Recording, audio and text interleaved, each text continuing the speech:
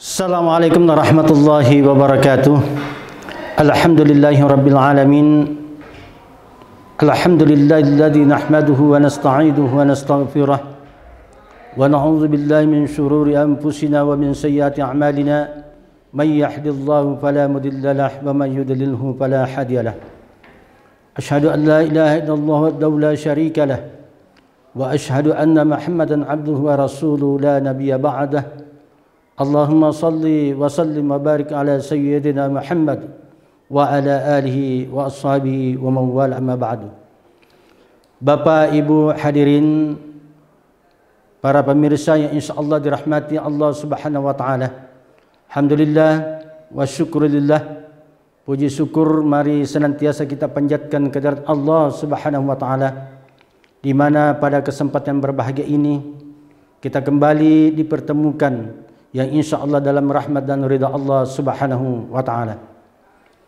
Salam dan salawat tercurah kehadiran junjungan kita Nabiullah Muhammad sallallahu alaihi wasallam selaku nabi tauladatun uswatun hasanah, nabi pencerminan dalam segala aspek kehidupan umat manusia, yang punya hajat, yang punya keinginan, yang punya cita-cita untuk meraih ridha Allah Subhanahu wa taala.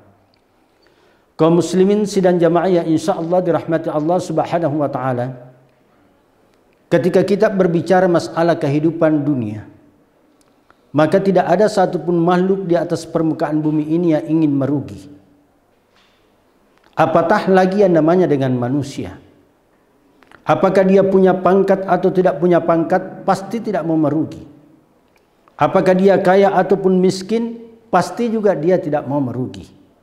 Yang jelas bahwa di dalam kehidupan dunia ini manusia senantiasa berharap agar hidupnya mendapatkan keberuntungan, baik keberuntungan dalam kehidupan dunia ini maupun dalam keberuntungan di hadapan Allah Subhanahu wa taala.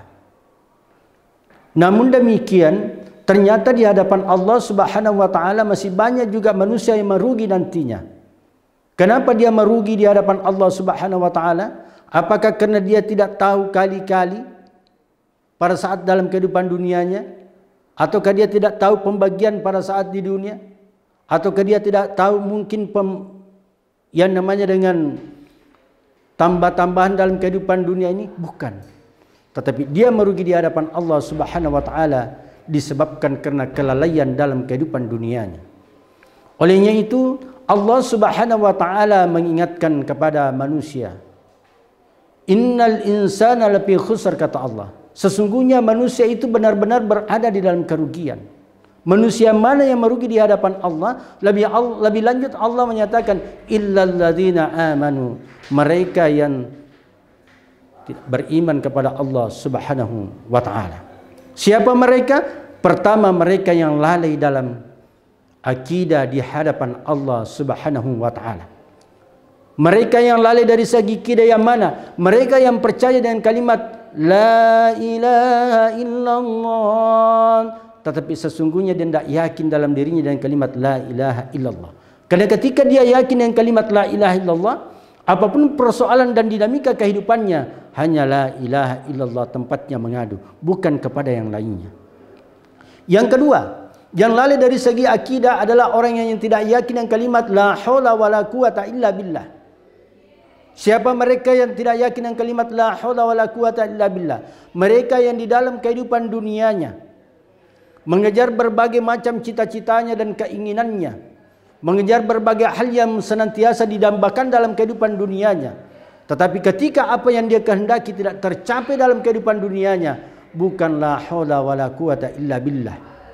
Dia tidak yakin lagi dengan kalimat la haula wala quwata illa billah. Karena ketika mereka yakin dengan kalimat la haula wala quwata illa, yang kemudian dalam kehidupan dunianya dia gagal meraih cita-citanya, dia yakin bahwa yang cita-citanya tersebut tidak bisa kesampaian karena qadrat kehendak la haula wala quwata illa billah. Bukan dia langsung menunjuk kepada orang lain bahwa umpamanya saya tidak bisa menjadi wali kota umpamanya disebabkan karena si A. Saya umpamanya tidak bisa menjadi seorang anggota DPR disebabkan karena si B. Saya gagal untuk menjadi seorang pejabat umpamanya disebabkan karena si C. Karena kenapa dia menunjuk hal seperti itu? karena mereka sesungguhnya tidak yakin dengan kalimat la haula wala quwata illa billah.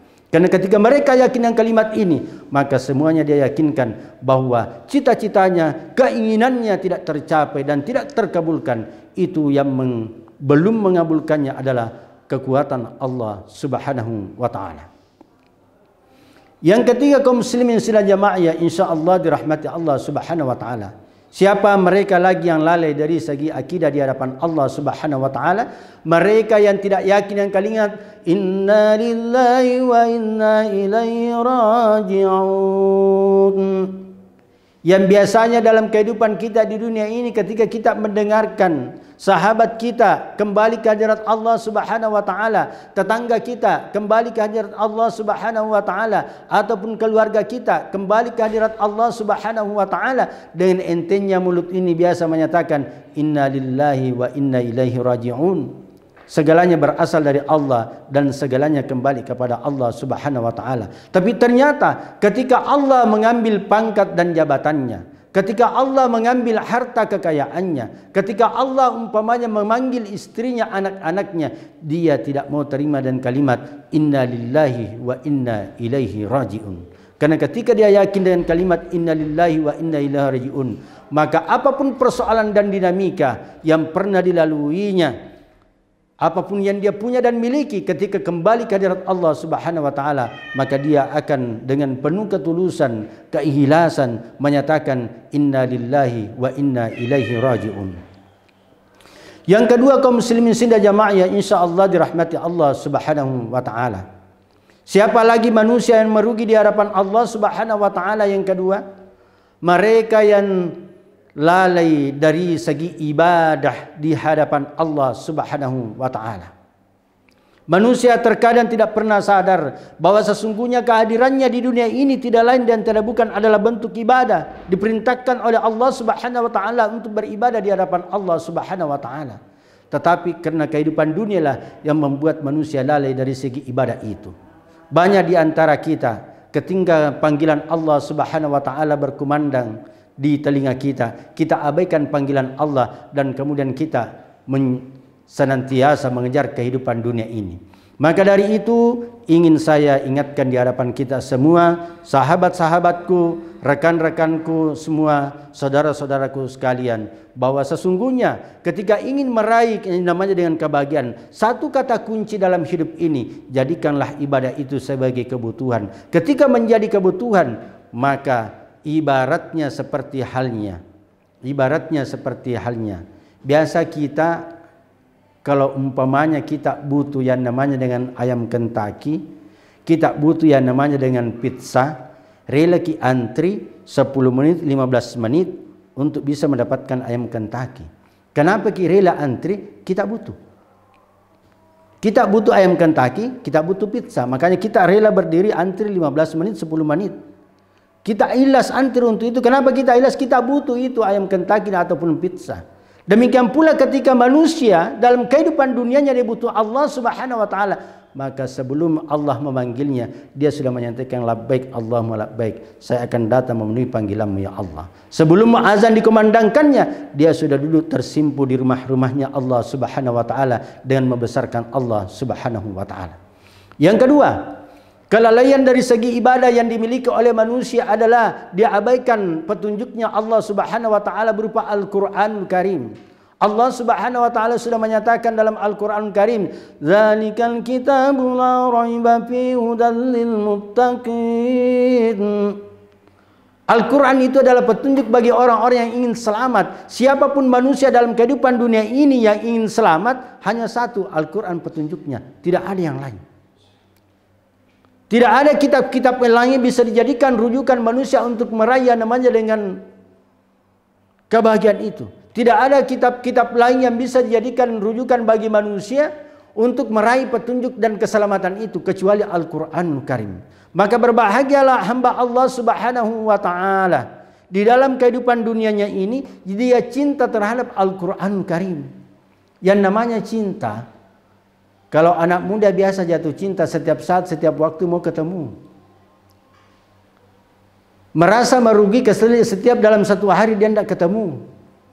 Demikian pula ketika hamba Allah Subhanahu wa taala cinta akan Al-Qur'anul Karim, maka setiap saat, setiap waktu dia ingin memandangi Al-Qur'anul Karim. Bukankah salah seorang ulama mengingatkan kepada kita, Syekh Al-Baqi pernah menyatakan begini, wahai saudaraku sekalian yang seiman, ingat, kita semua akan meninggal dunia. Kita akan semua meninggalkan dunia ini. Tapi tahukah Anda, ketika engkau sudah meninggalkan dunia ini, bagaimana sempit dan gelapnya namanya dengan alam kubur. Bagaimana sempit dan gelapnya namanya dengan alam kuburnya Allah Subhanahu wa taala. Tapi tahukah engkau apa yang bisa menerangi alam kuburmu? Salah satu yang bisa menerangi alam kuburmu, kata Syekh Al-Baqi, adalah bacaan Al-Qur'anmu.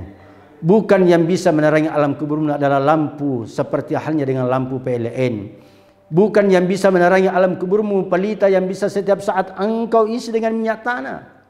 Bukan yang bisa menerangi alam kuburmu seperti lilin yang setiap saat engkau bisa beli 2.000, 3.000, 4.000. Tetapi yang bisa menerangi alam kuburnya seorang hamba Allah adalah bacaan-bacaan Al-Qur'annya. Dia mau 5 watt, dia mau 10 watt, dia mau 15 watt, bahkan mungkin 1000 watt.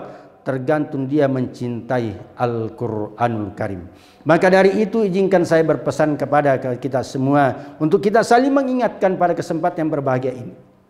Mari kita kembali kepada Al-Qur'anul Karim. Kita cinta Al-Qur'anul Karim sehingga insya Allah tidak akan ada penyesalan kita dalam kehidupan akhiratnya Allah Subhanahu wa taala. Yang ketiga, kaum muslimin sidang jamaah yang insya Allah dirahmati Allah Subhanahu wa taala. Orang yang merugi di hadapan Allah Subhanahu wa taala adalah orang lalai dari segi kehidupan sosial. Tidak bisa kita pungkiri pada saat sekarang ini, dengan dunia kehidupan yang luar biasa pada saat sekarang ini, kehidupan manusia boleh dikata kehidupan yang sudah nafsi-nafsi, mementingkan dirinya sendiri, mementingkan kelompoknya dan lain sebagainya. Maka dari itu Rasulullah sallallahu alaihi wasallam mengingatkan kepada kita. Apa kata Rasulullah sallallahu alaihi wasallam? Khairun nas anfa'uhum linnas. Sebaik-baik manusia, kata Rasulullah, bukan orang yang punya pangkat dan jabatan, bukan orang yang punya harta dan kekayaan, tetapi sebaik-baik manusia, kata Rasulullah, adalah yang bermanfaat hidupnya terhadap sesamanya manusia. Maka dari itu jadikanlah hidup ini punya arti, punya manfaat terhadap sesama kita, walaupun mungkin hanya kecil. Tetapi Allah Subhanahu wa taala menjanjikan, wa may yukassuha nafsihi faulaika humul muflihun. Barang siapa yang terjaga dari sifat kekikiran jiwanya, kata Allah, maka itulah orang-orang yang mendapatkan keberuntungan. Keberuntungan dalam kehidupan dunia ini dan keberuntungan dalam kehidupan akhiratnya Allah Subhanahu wa taala. Yang terakhir, kaum muslimin sidang jamaah yang insyaallah dirahmati Allah Subhanahu wa taala, manusia yang merugi di hadapan Allah Subhanahu wa taala adalah orang yang lalai dari segi dakwah. Tabe, biasa di antara kita mendengarkan ungkapan dari masyarakat umum menyatakan bahwa tugasnya dakwah itu adalah tugasnya para alim ulama, tugasnya dakwah itu para ustadz, tugasnya dakwah itu para dai. Tetapi ingat wahai saudaraku sekalian, sesungguhnya amanah dakwah itu diberikan kepada setiap hamba Allah Subhanahu wa taala, apatah lagi mereka yang sudah melangsungkannya namanya dengan ijab kabul pernikahan. Kenapa? Setiap saat dia melaksanakan ijab kabul di hadapan Allah Subhanahu wa taala sebagai pertanda jatuhnya amanah itu datangnya dari Allah Subhanahu wa taala, sebagaimana yang Allah firmankan di dalam Al-Qur'anul Karim yang menyatakan bahwa jagalah dirimu dan keluargamu dari api nerakanya Allah Subhanahu wa taala. Itulah sesungguhnya esensi dakwah, menjaga diri kita dan anak-anak kita dan keluarga kita dari api nerakanya Allah Subhanahu wa taala. Maka dari itu, melalui kesempatan yang berbahagia ini, izinkanlah saya kembali mengingatkan 4 hal yang membuat manusia rugi dalam kehidupan dunia ini. Mudah-mudahan insya-Allah kita tidak termasuk orang-orang yang merugi di hadapan Allah Subhanahu wa taala. Sekali lagi, jangan pernah lalai dari segi akidah di hadapan Allah. Yang kedua, jangan pernah lalai dari segi ibadah di hadapan Allah. Yang ketiga, jangan pernah lalai dari segi kehidupan sosial dalam kehidupan dunia ini. Dan yang keempat adalah jangan pernah lalai dari segi dakwah di dalam kehidupan dunia ini. Karena dakwah adalah tanggung jawab kita semua dalam hidup dan kehidupan dunia ini. Saya kira inilah yang dapat saya sampaikan di hadapan kita semua. Semoga menjadi perenungan kita dalam rangka melangkahkan kaki kita dalam kehidupan dunia ini. Sehingga insya Allah kita termasuk adalah hamba-hamba Allah yang mendapatkan keberuntungan. Keberuntungan dalam kehidupan dunia dan keberuntungan dalam kehidupan akhiratnya Allah Subhanahu wa taala. Sekian dan terima kasih. Mohon maaf atas segala kekurangan. Aqulu qouli hadza wa astaghfirullahal azim li wa lakum. Wallahul muwaffiq ila aqwamit thariq. Sekian dan terima kasih. Assalamualaikum warahmatullahi wabarakatuh.